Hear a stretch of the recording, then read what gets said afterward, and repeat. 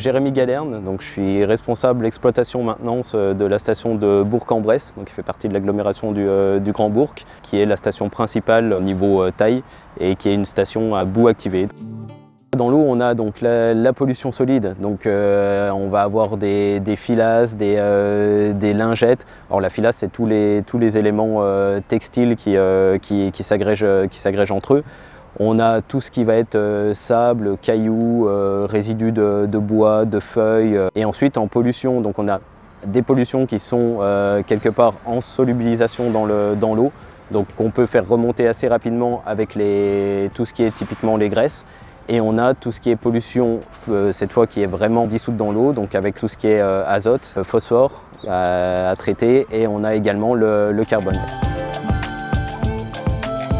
Sur les étapes, donc on a le dégrillage qu'on appelle le dégrillage grossier avec des grosses mailles qui nous permettent de retirer vraiment les grosses particules. On passe ensuite dans un élément qu'on appelle le dessableur dégraisseur, déshuileur, qui en fait est un élément où on fait ralentir le flux d'eau et on injecte des fines bulles. Donc les fines bulles vont nous faire flotter la graisse.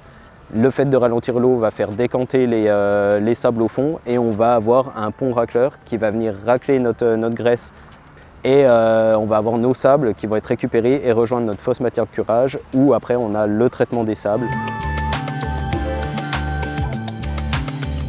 On partira sur les bassins bio, voir comment fonctionne l'aération, le brassage, la création des flocs. On extrait ce qu'on appelle les boues en surplus qu'on envoie en épaississement. Donc sur notre épaississement, on passe d'une concentration en matière en suspension dans les boues qui sont de 3 à 3,5 grammes par litre. Et suite à ça, donc, on a la partie déshydratation où on passe à 200-220 grammes par litre. Et on ajoute de la chaux vive. Alors ça, c'est un arrêté spécial avec les agriculteurs qui permettent ensuite une valorisation agricole de nos boues.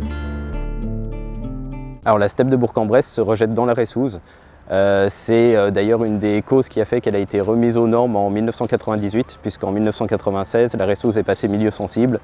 Et on a justement des campagnes de prélèvement en amont et en aval pour justement calculer notre impact.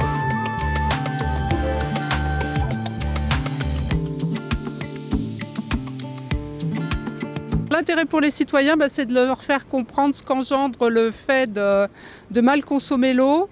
C'est qu'on retrouve dans les eaux usées pas mal de déchets, notamment des préservatifs en nombre,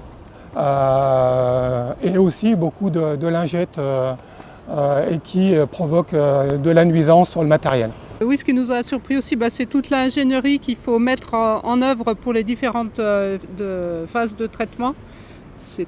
Ça nous a paru très complexe, n'ayant aucune connaissance chimique et autres biologique.